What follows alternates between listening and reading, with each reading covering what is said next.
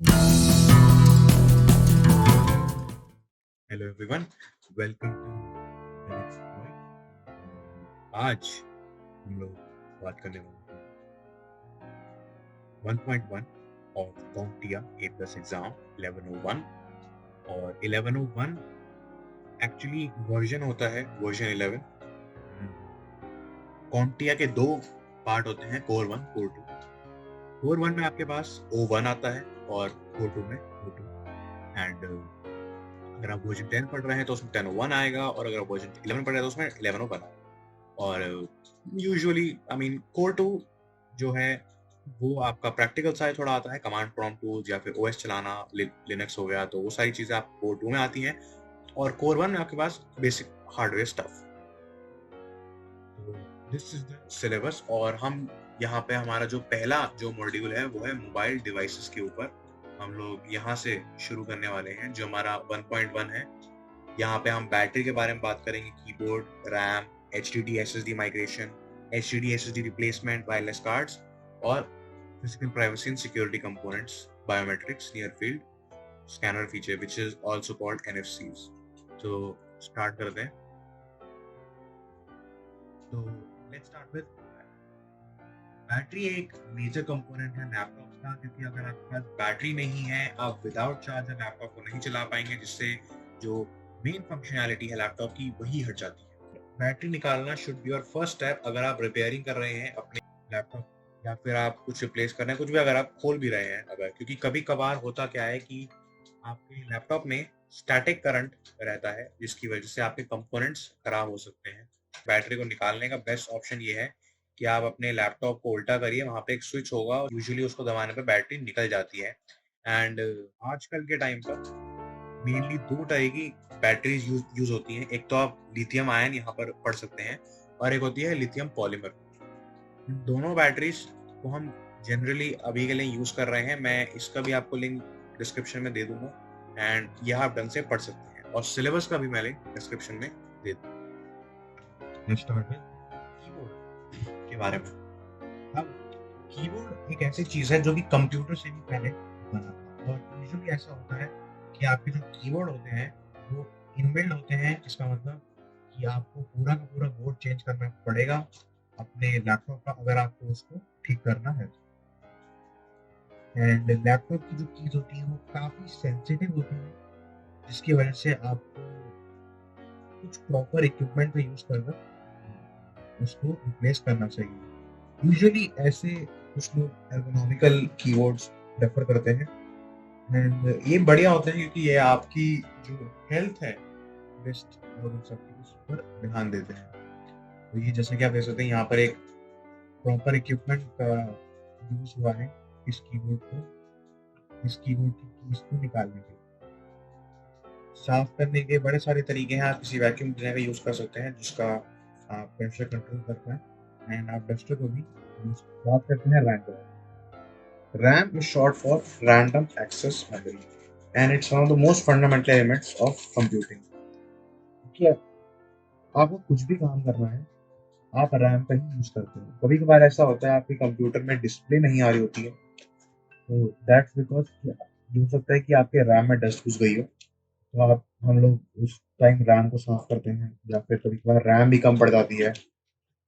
और एक और चीज कि आप कोशिश करें कि आप हर टाइम अपने लैपटॉप को या डेस्कटॉप को शट डाउन जरूर करें यूज करने के बाद।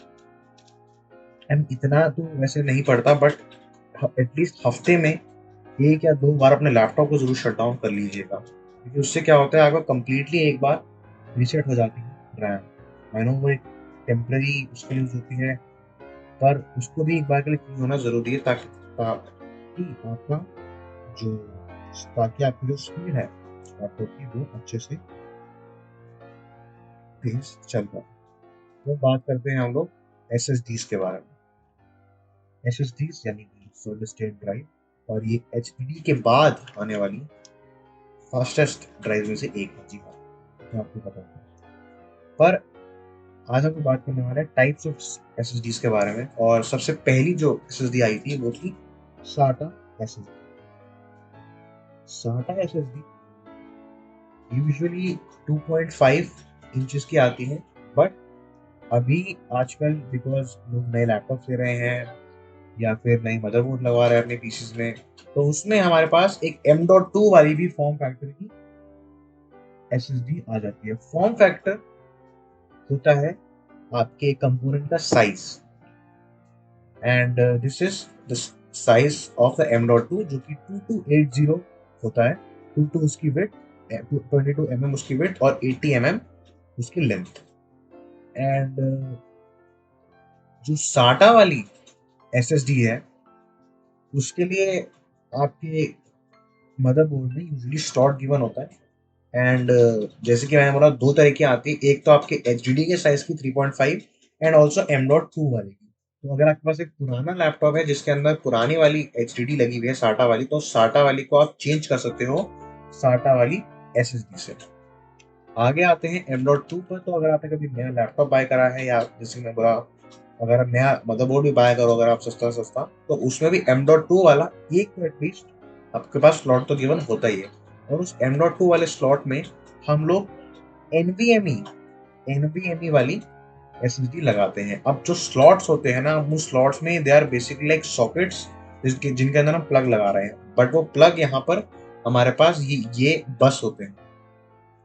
अब ये बस डिफरेंट हो सकते हैं। अब बस के लिए मैं आपको ये अभी के लिए ये बताऊंगा कि बस इज जो जैसे हमारे पास USB होती है टाइप A टाइप C, तो जो कनेक्शन मैकेनिज्म जो हार्डवेयर के थ्रू जिसको अगर मैं अभी एक्सप्लेन करूँ तो वो होता है बस। आगे बढ़ते हैं NVMe और SATA के बारे में और देखते हैं।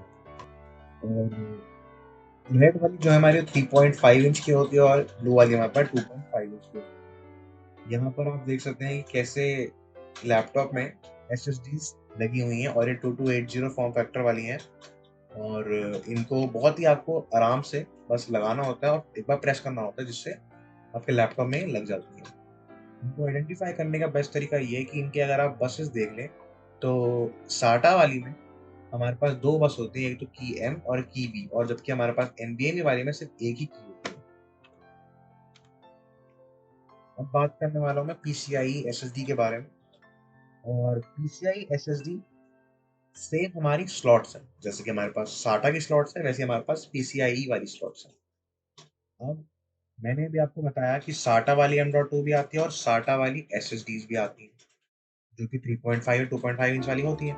अब वो तो हमारे पास ठीक है साटा में लग गई, पर कुछ होती है कि आपको ज़्यादा स्पीड चाहिए, अच्छी खासा बूस्ट चाहिए आपको स्पीड में, तो वहाँ पर हम लोग PCIe एक्सप्रेस स्लॉट्स का यूज़ करते हैं। आपके मदरबोर्ड में यूजुअली होती हैं और ये 2012-13 के अराउंड भी थी। तो अगर पुराना लैपटॉप है तो मोस्ट प्रॉब्लम उसमें होती PCIe एक्सप्रेस कार्ड्स, तो बट जनरेशन का फ़र्क हो सकता है बस। एंड PCIe एक्सप्रेस स्लॉट्स वही सेम साटा वाले स्लॉट्स की जैसे होती हैं जो आप पुराने लैपटॉप में होंगी या कभी होंगी। तो बस इनमें स्पीड ज़्यादा मिलती है आपको, चाहे वो HDD हो SSD हो, और SSD लगाने से और ज़्यादा आपके पास स्पीड आ जाती है। एंड बस ये स्लॉट ही है एंड इसमें ज़्यादा आपको कुछ फ़ायदा भी नहीं होने वाला, बस ये जगह भी कम लेती है। और मैं आपको बताना चाहता हूँ कि M.2 में PCI एक्सप्रेस स्लॉट्स होते हैं जो आपकी यूजुअली लैपटॉप आपको देखने को मिल जाएंगे, मतलब समझ में तो नहीं आएगा, बट ये है कि जहाँ पर आपके पास SSD लगी हो वो PCI एक्सप्रेस से होती है, वो अच्छी स्पीड दे रहे होते हैं। एंड अभी मैं बात करने वाला हूँ NVMe के बारे में। तो NVMe की फुल फॉर्म होती है non volatile memory express. And जो NVMe है, NVMe वाले हमारे पास parallel nature solid state drives की एडवांटेज का हेल्प करते हैं। दूसरी और अब होती है NVMe SSDs, और NVMe SSDs हमारी PCIe वाली SSDs में लगी होती है, स्लॉट्स होती है हमारे पास। अब मैं आपको इस चीज़ को थोड़ा डिफरेंस अगर समझाने की कोशिश करूँ कि मेरे को भी समझ नहीं आता पहली बार में, NVMe वाली जो होती है SSDs वो आप लोग लगा सकते हो PCIe वाली में के स्लॉट्स में आप लगा सकते हो NVMe वाली को। अगर मैं बात करूँ साटा वाली SSDs को, तो वो आप लगा सकते हो अपनी साटा की केबल्स में या फिर जो उनके जो स्लॉट्स होते हैं। बाकी आप जो साटा वाले के अलग से वैसे स्लॉट होते हैं, तो उनका जो जो बस होगा वो बिल्कुल ही अलग होता है। और एक आ गई हमारे पास एनवीएमई एसएसडी, तो यूजुअली इसमें ही लगती है पीसीआई एक्सप्रेस में। और सिर्फ इसके लिए नहीं, पीसीआई एक तरह का स्टैंडर्डाइज हो चुका है, इसलिए हम वाईफाई, ब्लूटूथ या बड़ी सारी चीजें इसी में लगाते हैं।